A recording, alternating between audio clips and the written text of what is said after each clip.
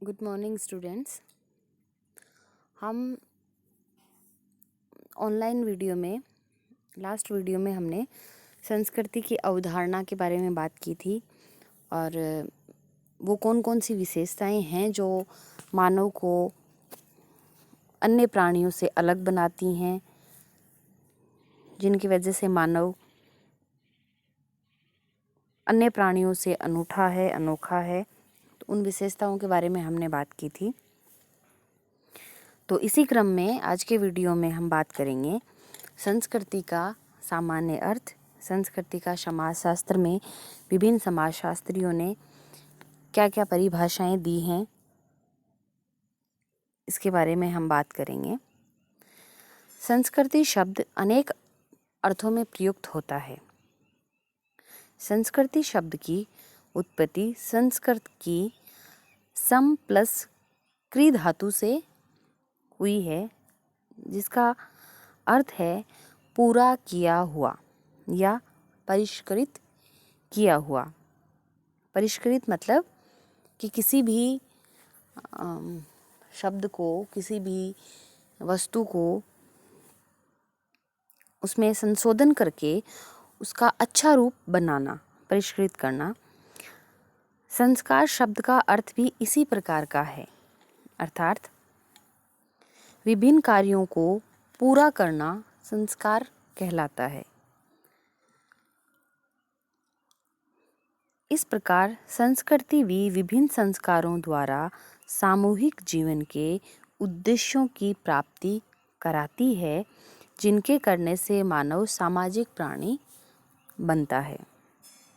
हमने पहले की वीडियो में बात की थी कि बहुत सी ऐसी चीज़ें हैं जो दूसरे प्राणियों में और मानव प्राणी में कॉमन हैं, परंतु संस्कृति, भाषा, ये इस तरीके की कुछ विशेषताएं हैं जो मनुष्य को प्राणी जगत में अन्य प्राणियों से अलग करती हैं, भिन्न करती हैं।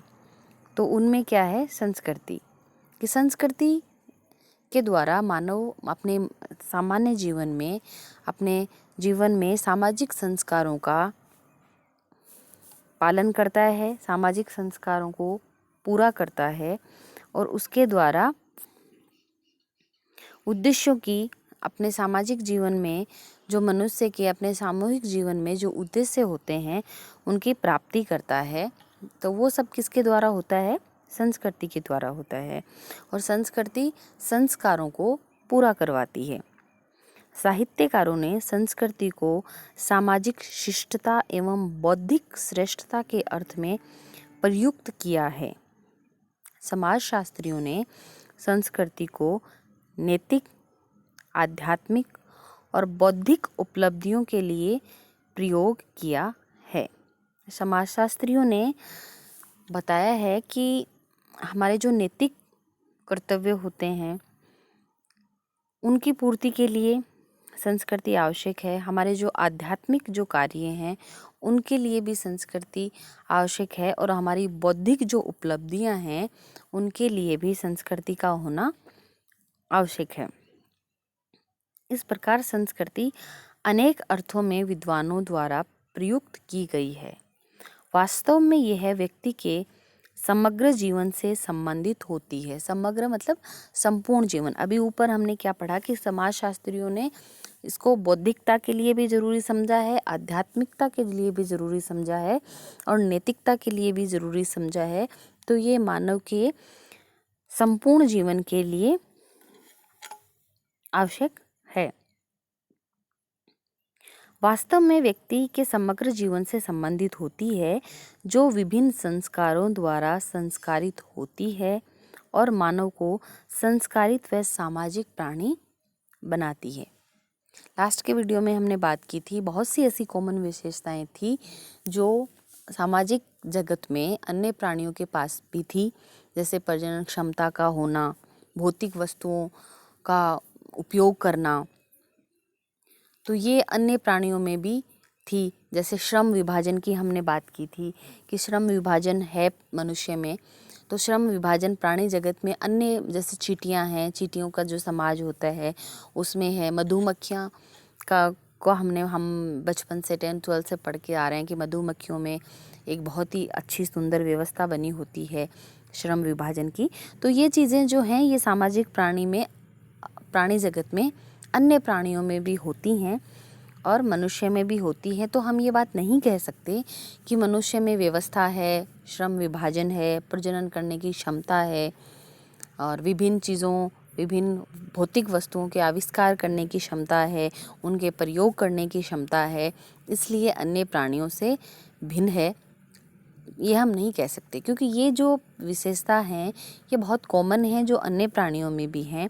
तो ऐसी कौन सी जो विशेषता है जो सिर्फ और सिर्फ मानव में है, तो वो है संस्कृति।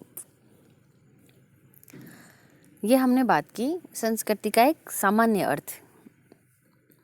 अब हम बात करते हैं संस्कृति का मानव शास्त्रीय अर्थ।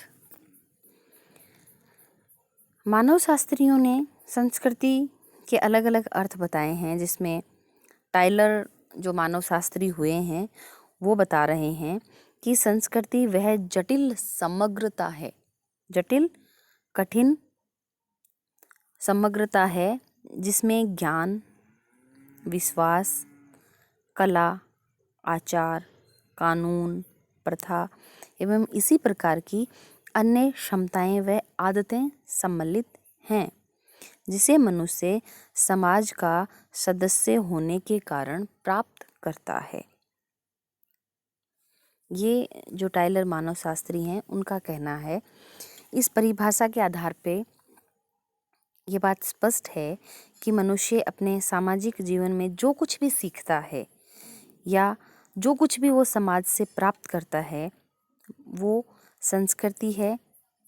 और जो संस्कृति है ये मनुष्य एक सामाजिक प्राणी होने के नाते उसको मिलती है एक विरासत के रूप में। तो ये बात इनकी परिभाषा से स्पष्ट है कि ये एक सामाजिक विरासत है, समाज द्वारा मानव को दिया हुआ एक उपहार है।